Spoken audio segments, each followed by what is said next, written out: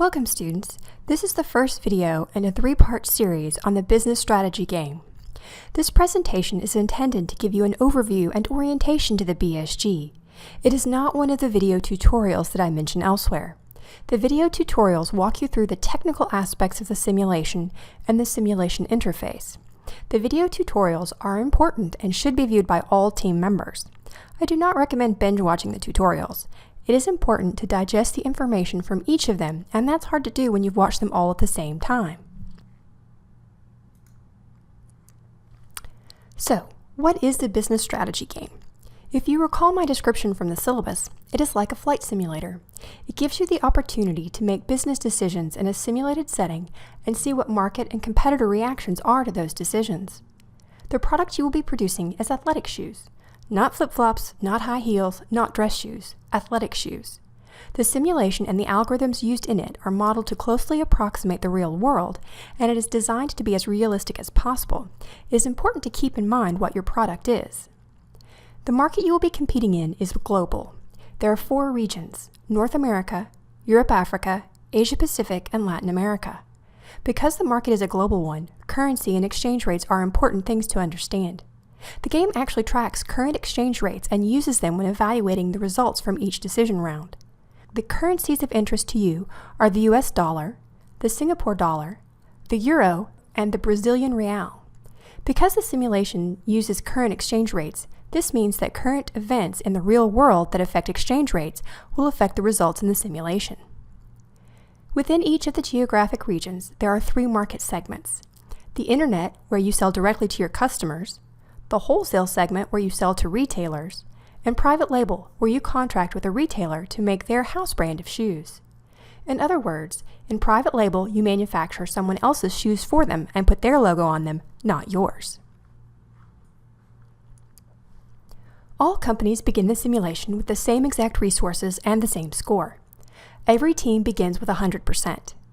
The differences in the team's performances are as a result of the different decisions they make compared to the decisions of their competitors. All companies start with plants in Asia Pacific and North America. Each decision-making round represents 1 year of company operations. There are 2 practice rounds. After the practice rounds, the data will reset and all teams will return to the same resources and score of 100. If you wish to keep the reports from the practice rounds, you will need to print them out before the data reset. The practice reports will not be available after the data reset. Going forward, previous year's reports will be available, just not the ones from the practice rounds. An important point here to note is you are taking over a healthy company, and you can see what the sales revenues, net profits, earnings per share, return on equity, stock price, and credit rating were for year 10. Okay, so let's talk about some of the decisions you'll be making. Each decision round is a year, and you and your co-managers will make decisions relating to workforce compensation and training, production of branded and private label footwear, production facilities expansion, equipment upgrades, and distribution and warehouse operations. We'll cover some more decisions on the next slide. So, first, how are people who work the assembly line in a factory normally compensated? They are usually compensated with an hourly wage. If they work overtime, how does that affect their compensation? If you said they get paid time and a half, you are right. In addition to what you want to pay your workers as an hourly wage, you can also offer them a per pair quality incentive. The incentive is paid for each pair of shoes that meets the quality standard. In other words, workers would not be paid for a pair of shoes if the shoes are defective. The rejection rate is the percentage of shoes that cannot be sold because they did not pass the quality control inspection. The rejection rate can be affected by many things, including the wage rate, the incentive rate, best practices training, and plant upgrades.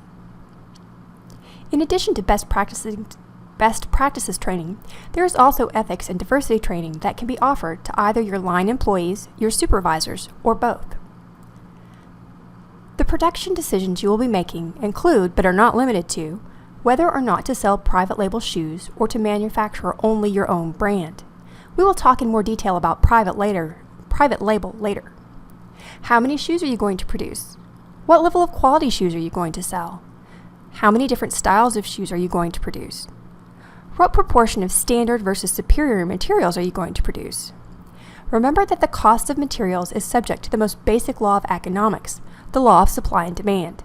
If every team decides to use superior materials, you can expect the cost of those materials to increase. Plant capacity issues include decisions about whether or not you want to expand your plants or build new ones in other geographic areas. In deciding where to locate your plants, remember that exchange rates can have a significant impact on the financial health of your company, and that the exchange rates in the game are tied to real current world exchange rates. For example, if the Brazilian real or any of the other simulation currencies tanks in the real world, you can expect a resulting effect in the game. Other plant capacity issues include plant upgrades. There are 4 different upgrade packages, and which ones you choose should be driven by your overall strategy.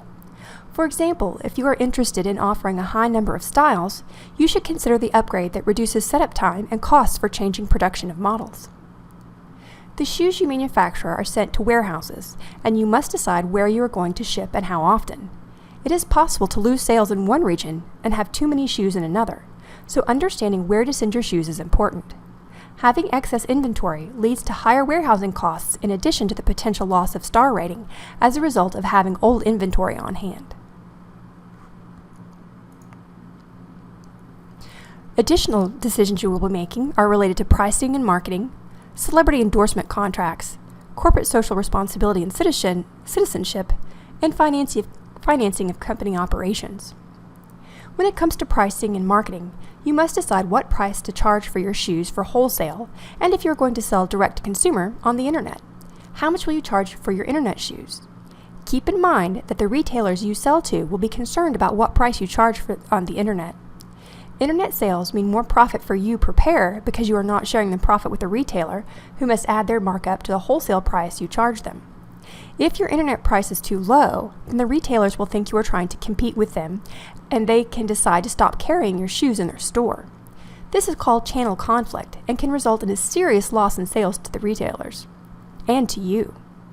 The Player's Guide gives you the guideline that your internet price should be about 1.4 times your wholesale price. Violating this can lead to a reduction in sales, but there are things you can do to offset the effect. For example, providing more retailer support. What is retailer support? Retailer support are items that the manufacturer provides to retailers to help them sell the products, such as marketing materials and product information. Marketing decisions also include whether or not you are going to offer a rebate, and if so, how much, and how much are you going to spend on advertising. Increasing the amount spent on retailer support or advertising can make up for some of the effects of having internet prices below the wholesale price. In this simulation, you can offer contracts to celebrities to get them to endorse your product. Each celebrity has a different appeal rating in each of the different regions. Some celebrities are more global and others more regional. So the first question you must ask is, do you want to bid on celebrities? And if so, which celebrities and how much for each contract? Contracts are awarded based on the bid, so the highest bid wins. It is possible to bid on multiple celebrities, but keep in mind the total amount you are willing to pay for all celebrities. I once had a team win all the bids in a year, but they found they could not afford all the celebrities they had won and did very poorly as a result. I highly recommend that you set a spending cap. The spending cap will prevent you from spending more than you set as your limit. When you think of corporate social responsibility and citizenship, what do you think of? This involves things like whether or not to use green materials or recycled materials, energy efficiency initiatives, ethics and diversity training for employees, and charitable donations. An important tip when it comes to CSR: your commitment matters. The effects of your efforts are cumulative. If you only spend on CSR once or twice and not consistently, you won't see much benefit to it. It's like in the real world. Companies who make an obvious commitment to CSR are perceived as more sincere than those companies who only occasionally make an effort. Another tip when it comes to CSR is that you decide how much you want this to factor into your overall strategy. If you want to have it be a significant part of your strategy, I recommend that you choose 1 or 2 things to do initially and then increase your efforts over time as you figure out how things go and become more established. It's important to remember, if you want to give a percentage of your profits to charity, what must you have first? Profits. Keep in mind that some CSR activities have not only a reputational payoff, but also a return on the investment, regardless of whether or not the public knows you are doing it. For example, energy efficiency and employee training will have benefit regardless, but charitable donations and recycled materials only have an ROI if customers are willing to pay for those things by paying for your product. I'm not discouraging CSR. I'm just pointing out that if you want to make CSR a primary part of your strategy, you will have to find ways to offset the additional production costs that are incurred as a result, either by finding places to cut costs or producing a product that people are willing to pay a premium for. If you decide to expand your plant or to invest in plant upgrades, you will have to find ways to pay for these things. There are 3 potential sources of finances. The first is, of course, operating funds, or the revenues that you bring in. However, it is often difficult to fund major investments from cash on hand. So what are the 2 other alternatives? Debt or equity. So you can either take out a loan or sell stock to raise funds. Debt has the benefit of tax-deductible interest expense, but what happens with the more debt you take on? Well, the higher the debt, the higher the rate of default risk, and what is the relationship between the risk of default and the interest rate? Just like in the real world, the more debt you take on, the more risk and the higher the interest rate. However, this does not mean that debt in and of itself is evil. What you want is the appropriate amount of debt. Selling stock doesn't have any tax benefits, but it also doesn't require you to pay interest. However, selling stock does have the effect of negatively impacting your EPS and ROE. Think carefully about whether your company should use debt, equity, or some combination of both before making major investments. An important point about overdraft loans. If at the end of a year your company does not have the cash to cover expenses, the game will take out an overdraft loan for you. The overdraft loan will be in the amount necessary to cover the expenses and leave the company at a 0 cash balance. What might you expect about the interest rates for overdraft loans? If you guess that they are higher than the regular loans, you'd be correct. So, if you think you might not be able to cover your expenses in a year, it is better to proactively take out a loan than to force the simulation to take one out for you. If you find you did not need the loan, you can pay it back early. Don't panic if you find your team needed an overdraft loan. It is still possible to recover and do quite well. It becomes a problem when the overdraft loan becomes necessary for multiple years in a row.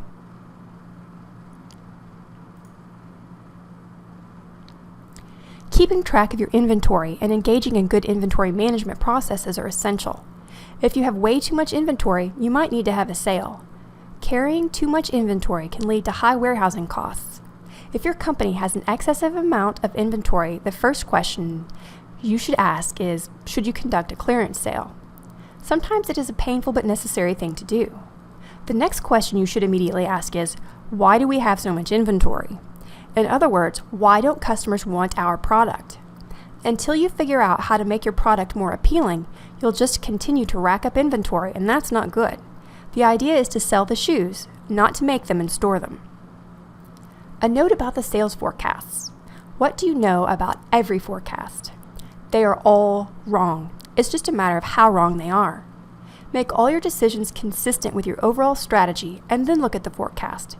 Tweaking each decision and using the sales forecast to gauge the results is a guaranteed route to failure. The algorithms in the game are calibrated to mimic real-world customer behavior as much as possible. If you're constantly changing your strategy, that will confuse customers in the real world and affect company performance. It will also have that effect in the simulation.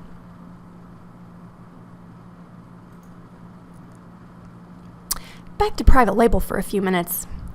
A few notes on the private label market. Number 1, it is highly volatile. Teams can move in and out of the market in any given year. In other words, it's risky. It can make your day or eat your lunch. Number 2, the lowest bid that meets the minimum quality requirement will win the contract, even if the win is just by a penny. Number 3, it is possible to receive only a partial contract. Due to economies of scale, receiving the full contract might lead to a good profit, but only being awarded a partial contract might lead to a loss. Number 4, the shoes are only produced if you win a contract or a partial contract. By bidding, you are saying that you agree to set aside the necessary production capacity to make the private label shoes if you are awarded the contract. If you do not win the contract, you do not make the private label shoes, but you also cannot use that capacity for producing your own branded shoes. Keep in mind, you do not have to offer private label shoes. It depends on what overall strategy you pursue, whether or not that makes sense for your company. We will finish part 1 of this presentation with an overview of how competition is evaluated and how many shoes a company sells. This is the list of factors that determine demand for each of the teams and how many shoes are sold. Some factors like price are self-explanatory, so I'll just mention a few things about some of the others. When it comes to the SQ rating, that is influenced by multiple things, including the percentage of superior versus standard materials. It is also influenced by construction. Think about a pair of leather shoes. You could put the most expensive leather available into the shoes, but if the shoemaker did a poor job assembling the shoe, it will not be considered a high-quality product. Construction of the shoes can be influenced by employee training and by plant upgrades.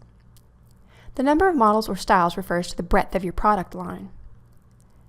The size of the retail network is affected by how many retailers are willing to sell your product and how many retailers you want to sell your product. For example, if you have 100 retailers who want to sell your product, you could choose to sell to all 100 or to a smaller number. However, if only 100 are willing to sell your shoes, you cannot sell to more than 100 retailers. The number of retailers willing to sell your product will depend on customer demand for your shoe, as well as your internet price and retailer support provided. Remember that celebrities have varying levels of appeal across the geographic regions. You aren't required to bid on celebrities. Again, it depends on the strategy you choose. Delivery times to retailers. You can choose to ship once a week, once every 2 weeks, once every 3 weeks, or once a month. What is the primary benefit of shipping once a week?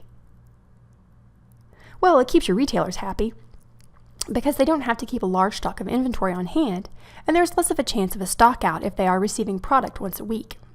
A stock out is when they run out of the product and don't have it on hand to sell. When that happens, they and you lose the sale, or they convince the customer to buy your competitor's product, which is on hand. What's the downside of shipping once a week? If you answered it's more expensive, you answered correctly. There's a trade-off to be made between replenishment and delivery costs. It's cheaper to deliver once a month, but it's less convenient for your retailers, and it increases the chance of stockouts. It will be necessary for you to do a cost-benefit analysis to determine how often you should ship to your retailers. It is also a good idea to do a cost-benefit analysis for mail-in rebates. What is the relationship between the amount of the rebate and the rate at which the rebates are redeemed? Yep, the higher the rebate amount offered, the more people are going to redeem them. And shipping charges. This applies to your direct-to-consumer internet sales. You can charge for shipping or you can offer free shipping. Keep in mind if you offer free shipping to your customers, then it might be free to them, but not to you. The company will still incur the cost of shipping and it will have to be paid.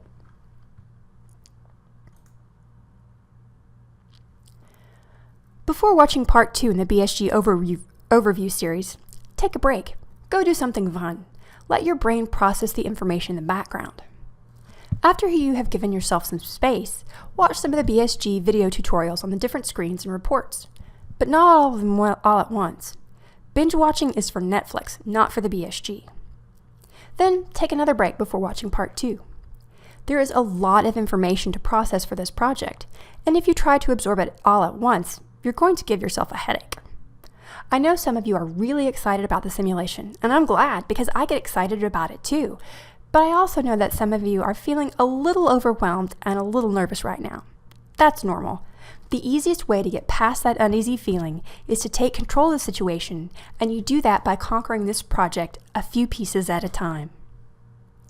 Thanks for listening.